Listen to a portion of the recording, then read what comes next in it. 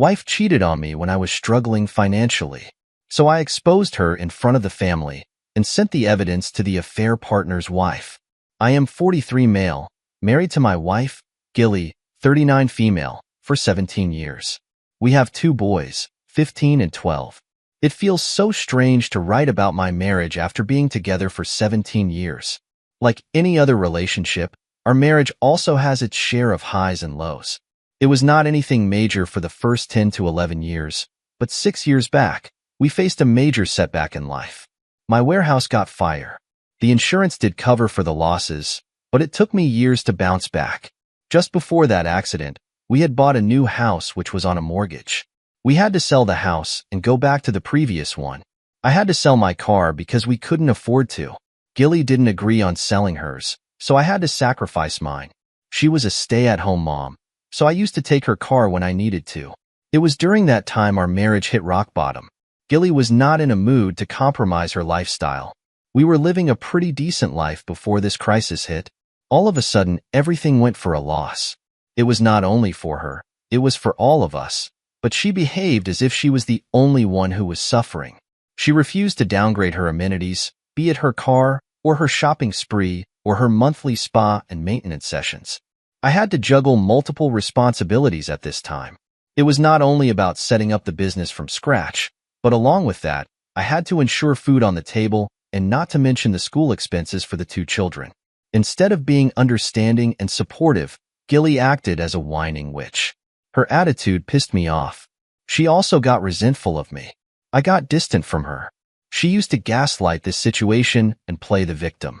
She didn't understand why I was suddenly cold. She didn't even try to understand. All she did was badmouth me in front of her family, and they came ganging up on me for mistreating her. Ganging up in the sense they would come and not necessarily poke their nose in my matters. Gilly has always been close to her family. She has this big and connected family tree. Her parents live next street, and 2 of her siblings are also put up within a mile's radius. Gilly had an irritating habit of involving her parents and siblings in her personal matters. I hated it so much. Not that her family was wicked or unfair towards me, yet I didn't like their involvement in her business. Whenever I raised this to discussing my matters with them, she would say, "They are family, and family shares problems with each other." No doubt they would sometimes help me, but it also made me feel incompetent. Anyways, I was able to rebuild my business somehow. It took me 5 or 6 years, but I bounced back. With my business picking up the pace, I thought my personal life would also bounce back. We again started going out on vacations, spent weekends hiking, and went out for dinner and lunch. My children, who were also worried about our finances, were now slowly recovering from frugality. However, Gilly was still distancing cold. Last month was our anniversary, and this time I planned a surprise celebration for her in the same way as we used to have it earlier. I thought it would be a great way to rejuvenate our lost spark. She was delighted to have received all the gifts in her love life, did rekindle, but it was for a brief period. After a week, I went to square one. She was still the same. That was when I sensed that it had gone beyond the financial crisis. Until now, I was blaming the money problems to be the reason for our crumbling relationship, but now that it's sorted, the next evident reason that came to mind was obviously an affair. I started digging into the matter. I tried checking her phone, but it was password protected and I couldn't crack it. I paid close attention to her schedule. For all these years, I was ignorant to not notice the red flag. Or maybe after working 14 to 16 hours a day, stooping on my wife was the last thing that came to mind. Now that I was relatively free, I started spending more time with my sons.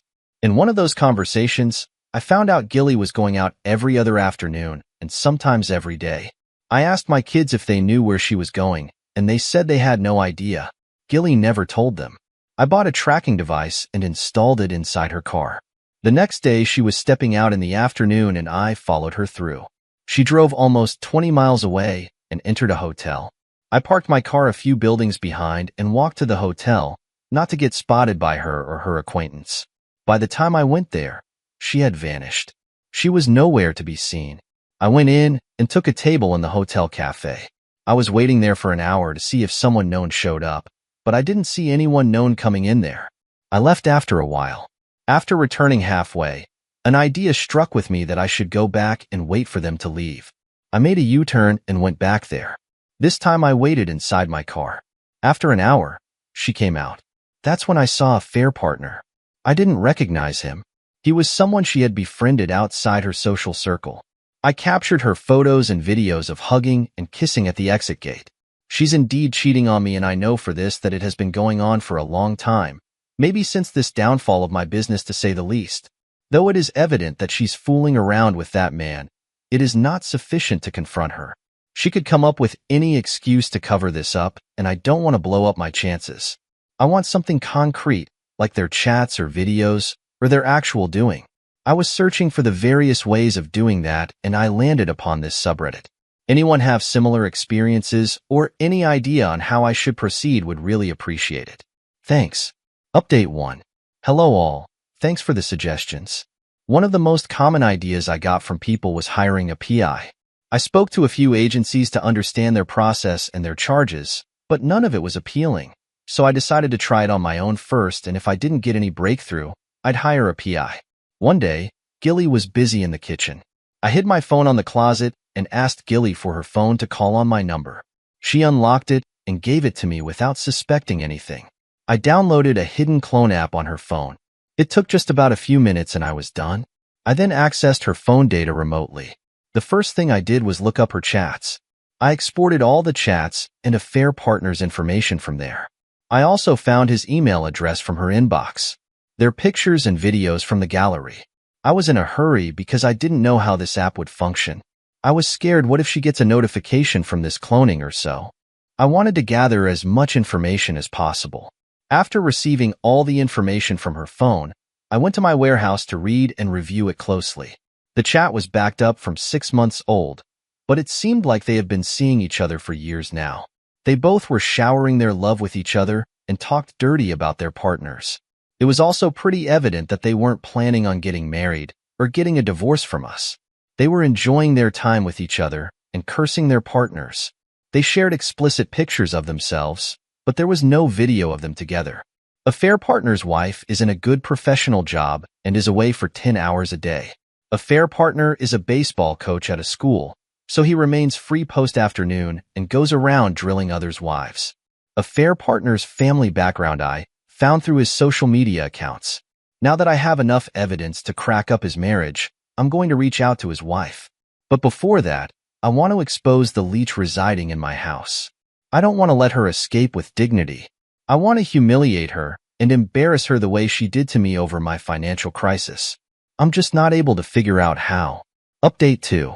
Hello and thanks for all the constant support. Connecting with you folks in the comments is the best therapy I'm getting in the tough times. The last update ended where I was speaking about having collected the evidence by cloning her phone to mine.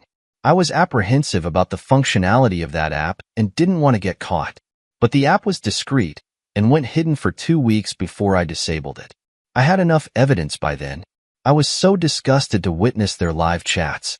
She used to sex him, sitting right in front of the kids and me. She gave the details of what she was wearing, in and out, and how she was lying on the couch, spreading herself, yearning for him. My kids were just next to her when she was saying, "I wish you were here on top of me." It was just so gross. I don't know how I kept myself composed in those situations. I mean, understand this.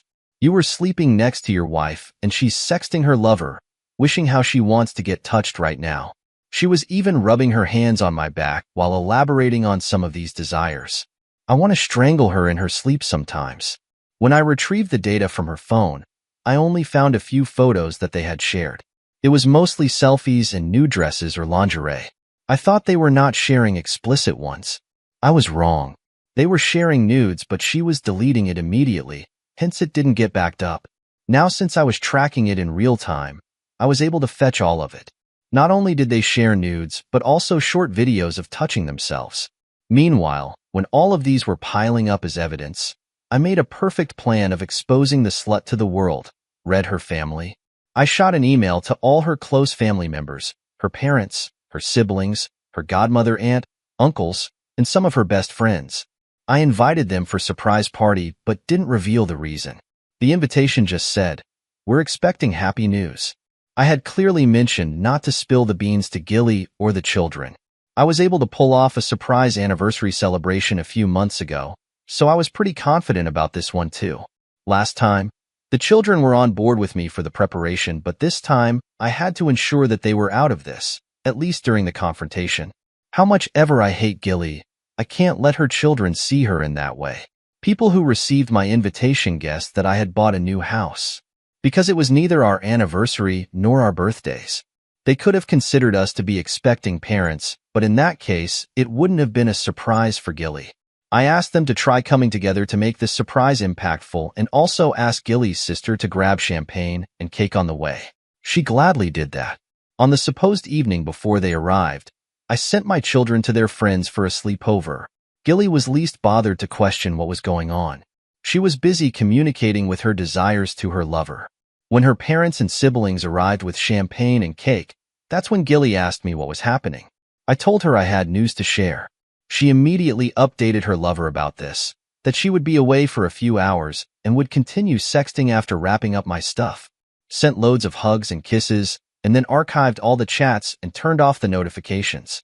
Such a clever witch. After that, she was all over me, hugging and showering her love on me.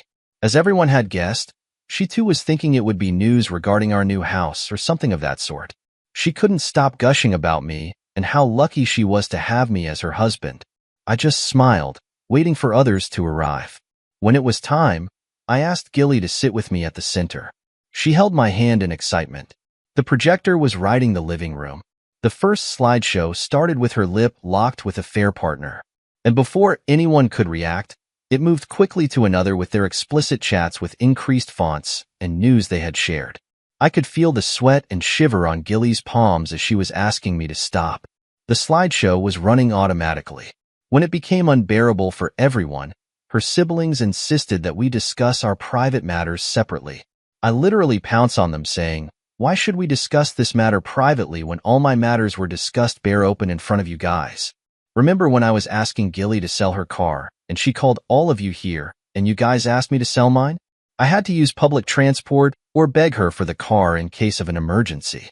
Whenever we faced any financial crisis, all of you came here to help me. So today, as well, all you should help us sort out the matter." The room felt quiet with the slideshow still running on the projector. Her mother yelled at me, "What do you want?" I replied to her on the same tone, "Ask your daughter to confess everything now in front of everyone." Gilly was crying all this while her face buried between her palms. She refused to say anything. After a lot of nudging and me getting mad at her family, she looked at me and said, "You've made an entire movie on me. What else do you want to listen to?" I said everything else. How and when did it start? Why did you feel the need for an affair partner, and what was your future plan? Her parents and uncle left saying they didn't want to be a part of this crap show. I wanted them not to meddle in my matters again. Her siblings and friends stood back to support her. With multiple spells of breakdowns, she confessed everything. As I had guessed it all started when our financial crisis hit. She said she never intended to cheat on me or something, but I was emotionally unavailable during that period and she felt lonely. It amazes me to think that if there was anyone who needed support at that time, it was me. I was the one juggling all the balls together. Instead of supporting me, she turned hoe. She said, "We never intend to go physical. We started off as friends and nothing more." I found solace in him.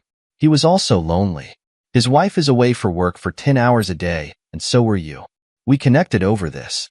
I'm sorry I never realized when this emotional thing got physical and we started enjoying each other's company physically. She went on and on. Like I'm sorry. I'm a terrible person. Please don't show this to our children. They're going to hate me. I'm a terrible mom and all that. Her friends and siblings were comforting her. Why? Because she was crying and pleading no one tried to understand my pain. I got the image of a bad guy because I humiliated my wife from front of everyone. She gave me a look. What did you get by bringing this up in front of everyone? We could have sorted this out privately. I know there would be a lot of people here who would question me the same.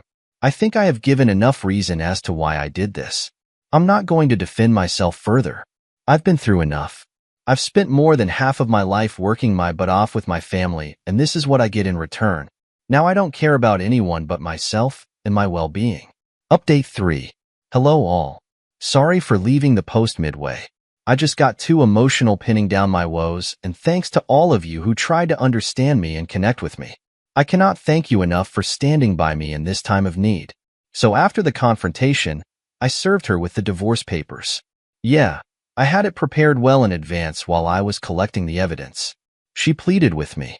Divorce is not a solution. It would ruin our children's lives.